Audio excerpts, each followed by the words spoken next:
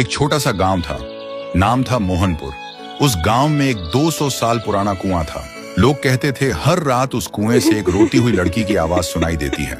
लेकिन एक बात सब लोगों को हैरान कर देती है, मोहनपुर गांव का जो भी लड़का उस कुएं के पास पानी पीने जाता है, वह 2 दिन के अंदर मर जाता है और मरा हुआ शरीर गायब हो जाता है। और एक दिन इसी गांव में एक शहर से अर्जुन नाम का लड़का आता है। अर्जुन वह छुट्टियों में अपने दादाजी से मिलने आए थे। एक दिन अर्जुन गांव के लोगों से सुना है कि वह कुआं बहुत डरावना है और कोई उसके पास नहीं जाता। लेकिन अर्जुन सोचते हैं डर सिर्फ अंधविश्वास है और कुछ भी नहीं। एक दिन धूप में जाते हुए अर्जुन को प्यास लगी और बिना किसी से पूछे वो सीधा उस कुएं से पानी पीने चला गया। तब अचानक से एक लड़की का चेहरा सामने आया। अर्जुन डरा हुआ था और तुरंत वहां से भागकर घर पर चला गया। उस रात उसे नींद नहीं आती। हर समय उसे लगता है कोई उसे देख रहा है और कोई बुला रहा है। अब उसे भी डर लगने लगा था।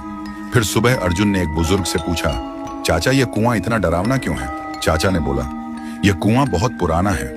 यहाँ से आधी रात में एक लड़की की रोते हुए आवाज निकलती है और वह लड़की हमेशा लड़कों को ही अपना शिकार बनाता है। आज तक इसका राज कोई समझ नहीं पाया। इस बात को सुनकर अर्जुन वहां से निकल पड़े और घर में आकर एक पाखंडी बाबा को कॉल करके बुलाता है ताकि इसका राज क्या है वह जान पाए।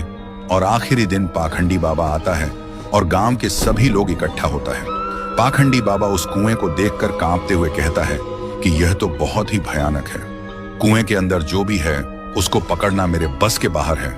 ऐसे बोलकर पाखंडी बाबा उस गांव से निकल पड़े। ऐसी स्थिति में गांव वाले का डर और भी बढ़ जाता है। अर्जुन के मन में सवाल उठते हैं कि उस दिन मैंने जो देखा क्या वह मेरा वहम था, और आज तांत्रिक ने क्या देखा जो डर के भाग गया।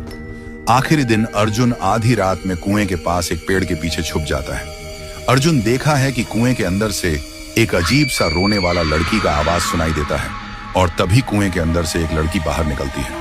थोड़ी देर बाद एक लड़का गाड़ी लेकर गांव से गुजरता है। वह लड़की उसके सामने आ जाती है और लड़की उस लड़के को मार देता है और लड़के का शरीर गायब हो जाता है। अर्जुन यह सब देखकर हैरान रह जाता है। उसके दिमाग में एक ही सवाल घूमता है कि यह लड़की कौन है जो लड़के को ही अपना शिकार बनाते हैं, लड़कियों को क्यों नहीं? तो दोस्तों, अगर आपको जानना है कि उसे कुएं में वह लड़की कौन था और वह सिर्फ लड़कों को ही क्यों अपना शिकार बनाती है, तो कमेंट करो, पार्ट 2 चाहिए।